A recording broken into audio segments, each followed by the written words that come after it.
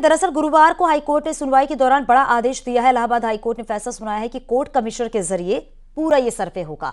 18 दिसंबर को यह तय होगा कि सर्वे किस तरह से किया जाए। जस्टिस मयंक कुमार जैन की सिंगल बेंच ने यह आदेश दिया है। याचिका में कुल 4 पक्षकार बनाए गए हैं। इस फैसले के बाद अब सर्वे पर सबकी निगाहें टिकी हुई हैं कि कैसे ये पूरा सर्वे होगा, इस सर्वे की रूपरेखा क्या होगी। और आज आपको बताते चले 16 नवंबर को फैसला सुरक्षित रखा गया था। अब तक क्या क्या हुआ है वो भी हम आपको बताते चल रहे हैं। सर्वे कराए जाने की मांग की गई थी और लंबे समय से इसी बात का इंतजार किया जा रहा था कि कब आखिरकार मथुरा जन्मभूमि का सर्वे कराया जाएगा। शाही ईदगाह मस्जिद जहां पर है उसके सर्वे की मांग लगातार उठ रही थी। हालांकि अब इसे मंजूरी मिल गई है, लेकिन अब 18 दिसंबर को ये रूपरेखा तय होगी कि कैसे इस पूरे जन्मभूमि की सर्वे कराया जाएगा जहां पर ये शाही ईदगाह मस्जिद है और कौन कौन से अधिकारी इस पूरे सर्वे में शामिल होंगे। तो देखिए, याचिका में कुल 4 पक्षकार बनाए गए हैं। दोबारा बोल देना जी। कृष्ण जन्मभूमि के केस में जो शाही ईदगाह मस्जिद है उसमें एडवोकेट कमीशन के द्वारा सर्वे किया जाए, ऐसी हमारी मांग थी। इसके लिए हमने एप्लीकेशन मूव की थी माननीय इलाहाबाद हाईकोर्ट में। एप्लीकेशन का नंबर है एप्लीकेशन 130 उस एप्लीकेशन को अलाउ करते हुए आज माननीय इलाहाबाद हाईकोर्ट ने हमारी एप्लीकेशन अलाउ कर दी है और ये कहा है कि वहाँ पे एडवोकेट कमीशन का सर्वे जारी किया जाए। एडवोकेट कमीशन के सर्वे में कौन कौन होगा, कितने मेंबर पैनल बने, कितने बजे से होगा, कौन कौन उसमें जाएगा, वो सारे मोडेलिटीज कोर्ट 18 दिसंबर को तय करेगी। अच्छा, कितनी बड़ी जीत मानते हैं ये, क्योंकि जिस तरह की मांग कर रहे देखिए, मैं एक वकील हूँ और एक लॉयर होने के नाते मेरी ड्यूटी है कि जो केस के हमारे फैक्ट्स हैं उसको और पुख्ता किया जाए और उसके लिए हमने ये एप्लीकेशन मूव की थी ऑर्डर 26 रूल 9 में, जिसको आज माननीय न्यायालय ने अलाउ किया। अच्छा, क्या आपने दलील दी थी उस समय कि किस तरह से जो है अयोध्या में भी इस तरह से किया? देखिए, हमारे मेन फैक्ट्स ये थे कि ये ऐसा जटिल केस है जिसके लिए वस्तु स्थिति तय करना बहुत जरूरी है, जिसके लिए स्पॉट पोजीशन तय करना बहुत जरूरी है। आज शाही ईदगाह भगवान कृष्ण की जन्मभूमि को लेकर जो सर्वे को लेकर आज कोर्ट ने फैसला दिया है, मुझको लगता है पारब्रह्म परमात्मा भगवान श्री राम की अयोध्या में भव्य दिव्य नव मंदिर निर्माण कार्य तो चल ही रहा है, लेकिन आज कोर्ट का फैसला बहुत सुंदर है, बहुत सराहनीय है, जिससे मुझको लगता है भगवान कृष्ण की जन्मभूमि मंदिर निर्माण भी अब संभव हो पाएगा। क्योंकि सर्वे में जिस प्रकार से मुस्लिम पक्ष इसलिए भग रहा था कि सर्वे होगा तो दूध का दूध पानी का पानी हो जाएगा, इसके नाते सर्वे के लेकर अनुमति जो मिला है, अब तत्काल फैसला भगवान कृष्ण की जन्मभूमि के लिए भी आएगा, इसके लिए बड़ी गर्व की बात है। देखिए, तो सभी सनातनियों की विजय है। जो पूर्व काल में कुछ लोगों ने सनातन की भावनाओं को, सनातन को मिटाने का जो प्रयास किया गया था, उस प्रयास को चाहे देर से ही सही मिटाने का कार्य अब कानूनी तौर पर प्रारंभ हुआ है। ये बड़े दुख की बात है कि हमारे देश में जहां 100 करोड़ सनातनी हैं, वहां उनके प्राण राम, कृष्ण, शिव और जिनको पूछते पूछते 100 करोड़ सनातनी, उन हमारे पूर्वज कितने लोग उनमें आस्था रखते हैं, उन्हीं देवालयों को तोड़कर उन्हें अपमानित करने का प्रयास धूर्तों ने किया था, बाहरी आक्रांताओं ने किया था। अब धीरे धीरे सनातनी जाग रहा है और अब सनातनी, अब राम मंदिर बन रहा है, राम मंदिर में भगवान श्री राम पधारने वाले हैं।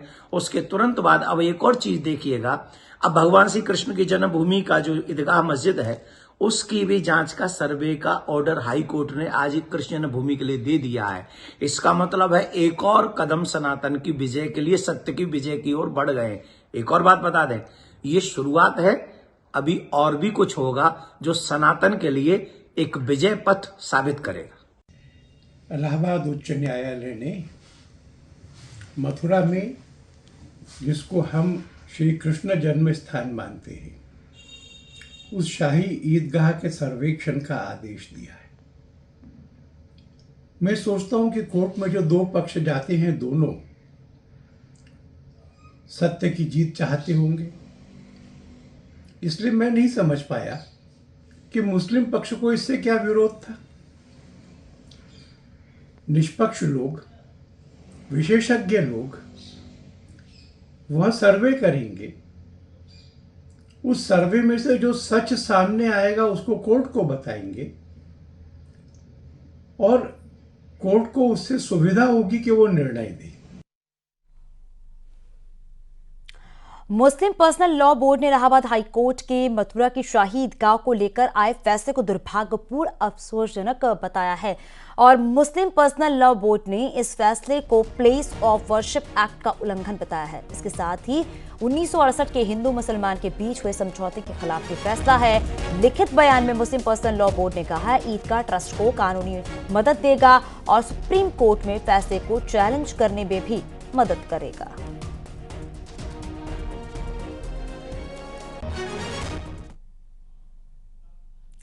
दिल्ली से खबर मिल रही है, कृष्ण जन्मभूमि ईदगाह विवाद के सभी मामलों के ट्रांसफर मामले में सुप्रीम कोर्ट में सुनवाई होगी और आज supreme court Allahabad high court के 26 मई के आदेश को चुनौती देने वाली committee of management trust Shahi Idgah द्वारा दायर याचिका पर सुनवाई करेगा।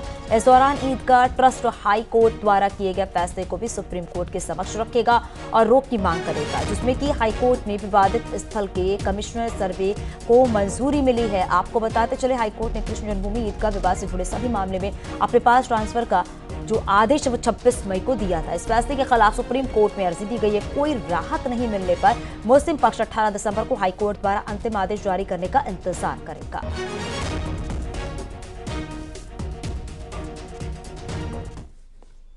सीएम योगी आदित्यनाथ आज गोरखपुर के दौरे पर रहेंगे, जहां पर सीएम योगी आदित्यनाथ महायोगी गोरखनाथ विश्वविद्यालय में आयोजित सेमिनार में शिरकत करेंगे और CM Yogi advances and opportunities in drug discovery form natural products पर विषय पर आधारित राष्ट्रीय संगोष्ठी के उद्घाटन सत्र में अध्यक्षता करेंगे। इसके साथ ही रामगढ़ ताल में चलने वाले क्रूज का भी लोकार्पण करेंगे। साथ ही रामगढ़ ताल के किनारे बने 5 स्टार होटल मैरियट का भी उद्घाटन करेंगे सीएम योगी आदित्यनाथ।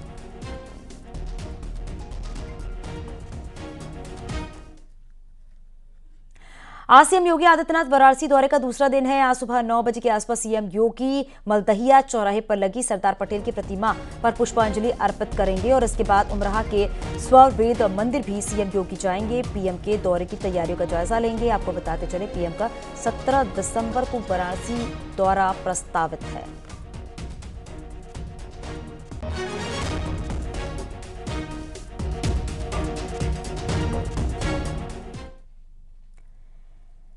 पीएम मोदी एक बार फिर से काशी दौरे पर आने वाले हैं और इस बार सौगातों की बौछार के साथ चुनावी शंखनाद भी करने वाले हैं। हालांकि उससे पहले सीएम योगी ने आज वाराणसी में कई विकास परियोजनाओं का निरीक्षण किया है, कल ही किया था सीएम योगी आदित्यनाथ ने और जनसभा को भी संबोधित किया।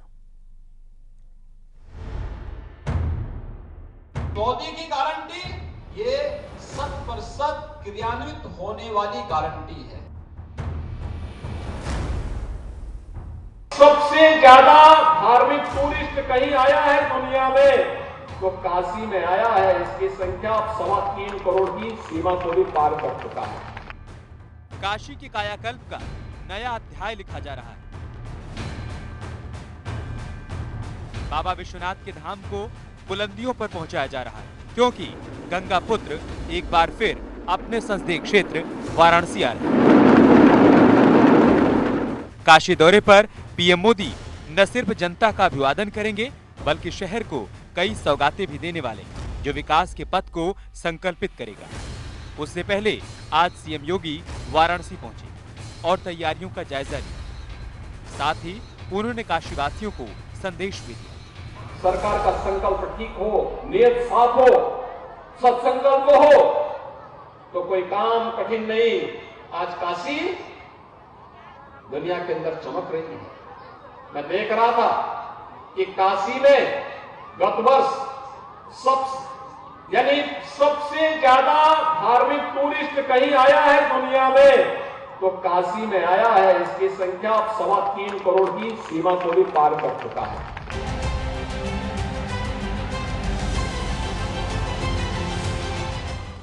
– 2014 और 2019 में जिस सीट से चुनाव लड़कर नरेंद्र मोदी प्रधानमंत्री की कुर्सी पर बैठे, एक बार फिर उसी काशी से 2024 का चुनावी शंखनाद कर रहे हैं। गंगा पुत्र एक बार फिर वाराणसी से चुनावी अभियान का आगाज करने वाले हैं।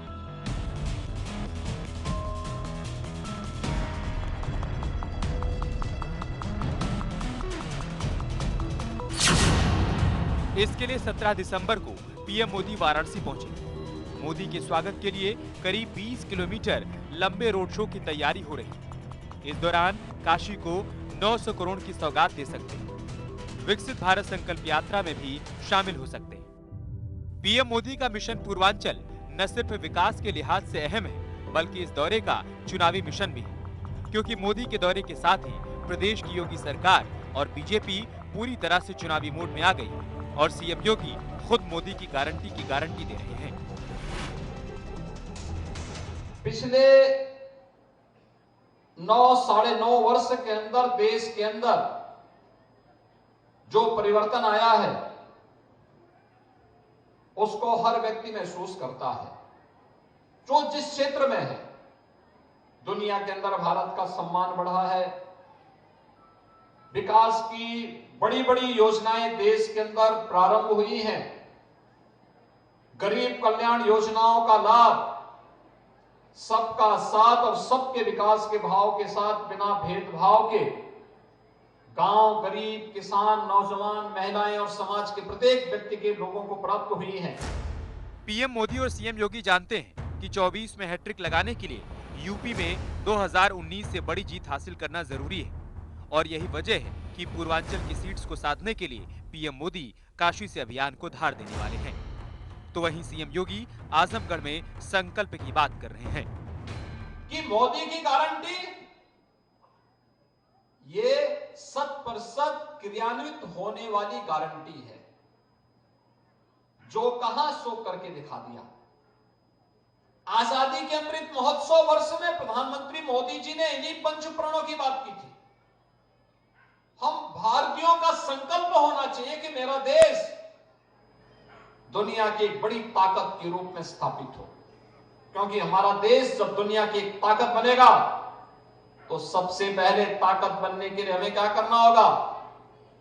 आतंकवाद को, नक्सलवाद को, जातिवाद को, भ्रष्टाचार को, इन सब को समाप्त करना होगा। यानी आगामी लोकसभा चुनाव में पूर्वांचल में मुकाबला फिर से काफी रोचक होने वाला है। हालांकि पीएम मोदी की कोशिश पूर्वांचल की सीट्स को फतेह कर 80 के लक्ष्य को साधने की, जिसके लिए सीएम योगी भी कदम से कदम मिला रहे हैं। Bureau report, news 18।